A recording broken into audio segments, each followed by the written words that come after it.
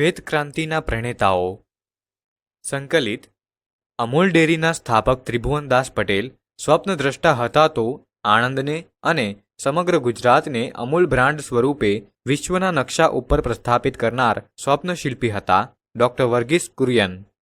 શ્વેત ક્રાંતિના આ બે પ્રણેતાઓએ 4 દાયકા સુધી સાથે કામ કરી દૂધ અને તેની બનાવટોના ક્ષેત્રમાં સહકારી અને ભાગીદારીની રચનાથી માત્ર ગુજરાતના જ નહીં પરંતુ સમગ્ર ભારતના કરોડો ખેડૂતોને પગભર કર્યા.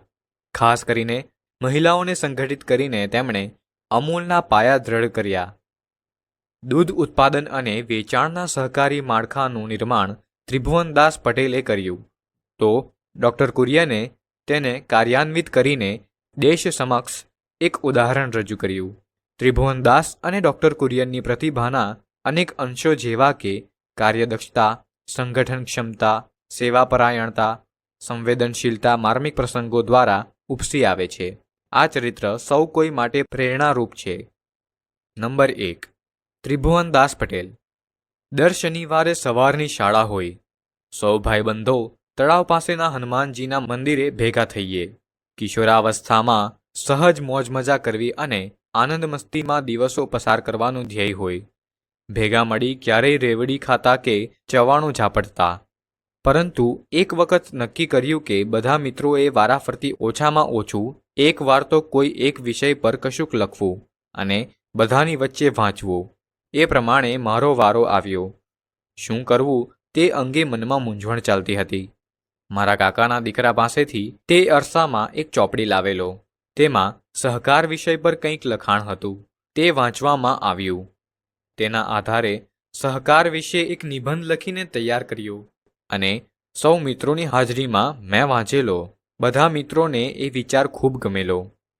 ઉપરયુક્ત પ્રસંગ સમર્પિત સેવા મૂર્તિ અને ખેડા દૂધ ઉત્પાદક સહકારી મંડળી લિમિટેડના સ્થાપક પિતા એવા ત્રિભુવનદાસ પટેલના સ્વમુખે રજૂ થયેલ છે. વિશ્વભરમાં આજે જેનું નામ પ્રચલિત બન્યું છે અને અમૂલ મોડેલ તરીકે સમગ્ર ભારતમાં જેનો સ્વીકાર કરવામાં આવ્યો છે તે અમૂલ ડેરીના સ્વપ્નદ્રષ્ટા ત્રિભુવનદાસ પટેલનો જન્મ આણંદમાં તારીખ 22/10/1903 પિતા કિશીભાઈ પટેલને ત્યાં થયો હતો. ખેડૂતોના ઉદ્ધારક અને અમૂલ ડેરીના પાયાના પથ્થર તરીકે સમગ્ર ગુજરાત અને સહકારી મંડળીઓ તેમના ઋણી રહેશે. ગુજરાત વિદ્યાપીઠમાં વિદ્યાર્થી જીવનમાં જ ગાંધીજી અને સરદાર વલ્લભભાઈના વિચારોથી પ્રભાવિત થઈ તેઓ આઝાદીની ચળવળમાં જોડાયા. પરિણામે ઈસવીસન 1930માં મીઠાના સત્યાગ્રહ નિમિત્તે અને ઈસવીસન 1940થી 41માં સત્યાગ્રહ માટે તેમને જેલવાસ પણ ભોગવવો પડ્યો હતો. વલ્લભભાઈ પટેલના માર્ગદર્શન હેઠળ ઈસવીસન 1940માં ખેડા જિલ્લાના ખેડૂતો સાથે મળીને સહકારી મંડળીની સ્થાપના કરી. તે સમયે ખેડૂતો પાસેથી દૂધ ઓછા ભાવે ખરીદીને મુંબઈમાં ઊંચા દામે દૂધ વેચતી પોલ્સન કંપનીથી ખેડૂતો ત્રાસેલા હતા. બધાએ ભેગા મળી ખેડા જિલ્લા દૂધ ઉત્પાદક સહકારી મંડળી લિમિટેડની શરૂઆત કરી. ઈસવીસન 1950થી ડૉક્ટર વર્ગીસ કુરિયનનો સાથ મળતા બંનેની જુગલબંધી જામી અને અમૂલ ડેરીનો વિકાસ હરણફાળે વિસ્તર્યો. સહકારી મંડળીની સ્થાપના અંગેના વિચાર બીજનું વાવેતર કરનાર સરદાર વલ્લભભાઈ પટેલ હતા. તેના સ્વપ્નદ્રષ્ટા હતા ત્રિભુવનદાસ પટેલ અને તે સ્વપ્નના શિલ્પી હતા ડૉક્ટર વર્ગીસ કુરિયન. લગભગ 4 દાયકાઓ સુધી બંનેએ ખભે ખભો મિલાવી અમૂલ બ્રાન્ડને સમગ્ર વિશ્વમાં પ્રસિદ્ધિ અપાવી. ત્રિભુવનદાસ 3 જૂન 1994માં 91 વર્ષની વયે અવસાન પામ્યા. ત્યાં સુધી વિવિધ સહકારી ક્ષેત્રોમાં એકાધિક હોદ્દાઓ પર કાર્યરત રહ્યા. ત્રિભુવનદાસને કમ્યુનિટી લીડરશિપ માટે ફિલિપાઇન્સનો રેમન મેગ્સેસે એવોર્ડ આપવામાં આવ્યો. ઈસવીસન 1964માં ભારત સરકાર તરફથી પદ્મભૂષણ એવોર્ડ આપવામાં આવ્યો. આ ઉપરાંત નાના મોટા અનેક એવોર્ડ, માન સન્માન અને હોદ્દાઓ તેમને તેમની સેવાકીય પ્રવૃત્તિઓ માટે મળ્યા હતા. ઈસવીસન 1971માં અમૂલ ડેરીના અધ્યક્ષ સ્થાનેથી સ્વૈચ્છિક નિવૃત્તિ લીધી ત્યારે પ્રચંડ લોકાદર સાંપડ્યો. દરેક સભ્યે પોતાની ઈચ્છાથી એક રૂપિયો એકત્ર કરી 6,80,000 રૂપિયાની થેલી ભેટ ધરી. જનકલ્યાણ પ્રવૃત્તિમાં હંમેશા રસ રુચિ ધરાવતા ત્રિભુવનદાસે અને તેમના ધર્મપત્ની મણિબહેને ગ્રામજનો માટે શક્ય એટલું સેવા કાર્ય કરવાની પ્રબળ ભાવનાને ચરિતાર્થ કરવા સંકલ્પ કર્યો. ઢળતી વયે ચિરંજીવ યશ અપાવે તેવી એક કાર્ય યોજનાનો પોતાને મળેલી ભેટની મોટી રકમથી શુભારંભ કર્યો, જે ત્રિભુવનદાસ ફાઉન્ડેશનના નામે આજે પણ સ્ત્રીઓ અને બાળકોના સ્વાસ્થ્યની સેવાનો લાભ 800થી પણ વધુ ગામને મળી રહ્યો છે. શ્વેત ક્રાંતિના પ્રણેતા અને સહકારી મંડળીના સ્વપ્નદ્રષ્ટા તરીકે આજે પણ ત્રિભુવનદાસ પટેલ પોતાના સેવાકીય કાર્યો થકી ગુજરાતના ખેડૂતોના હૃદયમાં આદરણીય સ્થાન ધરાવે છે. વિના સહકાર નહીં ઉદ્ધારની ઉક્તિને તેમણે પોતાની જીવનશૈલી તેમજ કાર્યપ્રણાલીથી સાર્થક કરી બતાવી છે.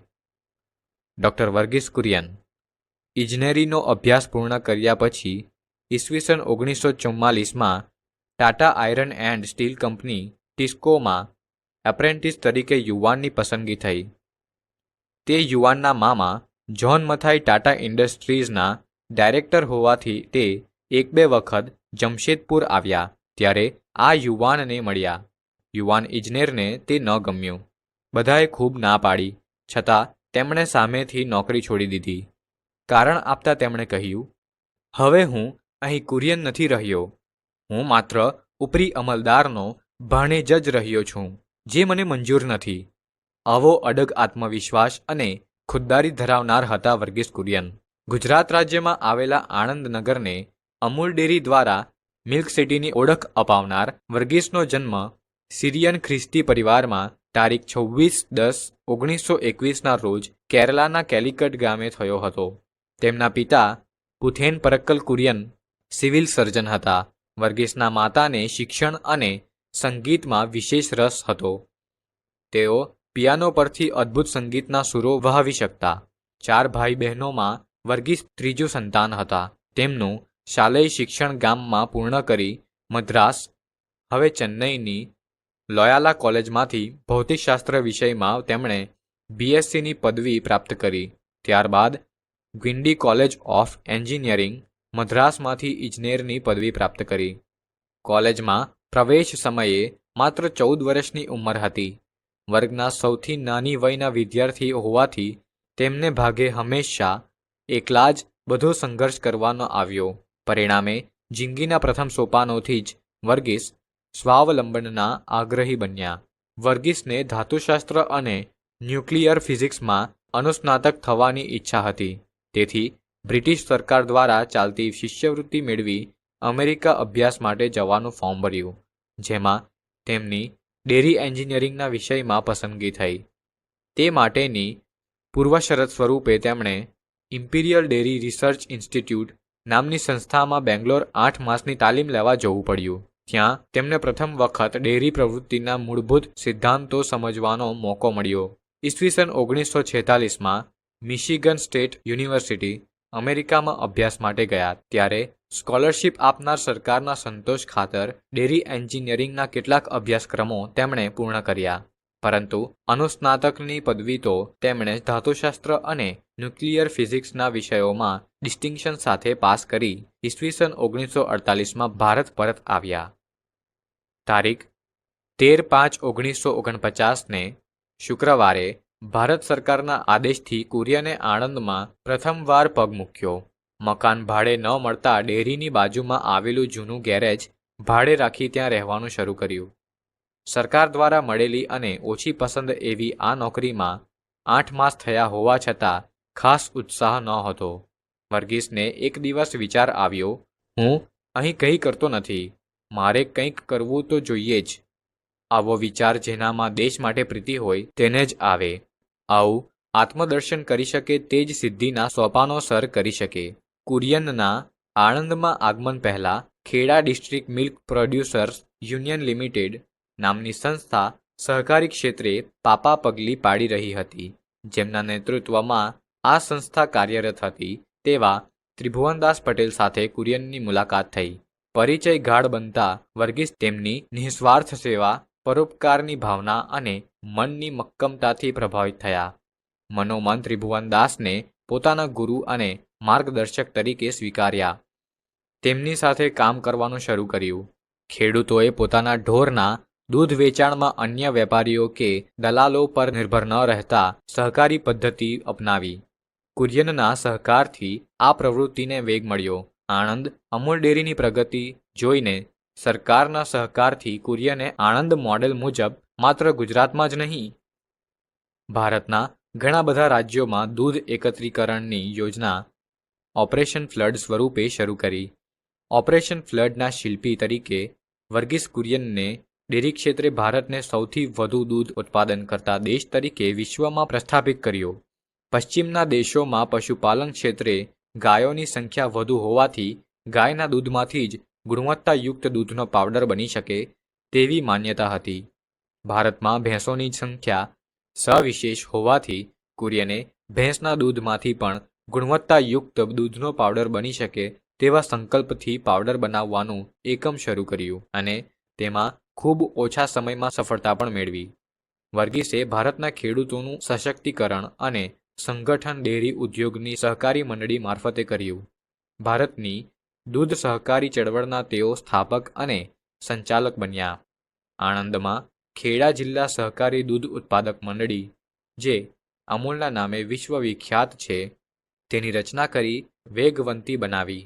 આણંદ મોડેલની સહકારી મંડળી એટલી સફળ નીવડી કે ભારત સરકારની વિનંતી માન્ય રાખીને કુરિયને ત્રિભુવનદાસ પટેલ અને અન્ય સનિષ્ઠ વ્યક્તિઓના સહકારથી national dairy development board NDDB ની સ્થાપના કરી. તેના માધ્યમથી ભારતભરમાં આણંદની પ્રતિકૃતિ જેવી દૂધ સહકારી મંડળીઓ અસ્તિત્વમાં આવી. આ બધી મંડળીઓના ઉત્પાદનના માર્કેટિંગ માટે કુરિયને Gujarat cooperative milk marketing federation નામની સંસ્થાની સ્થાપના કરી.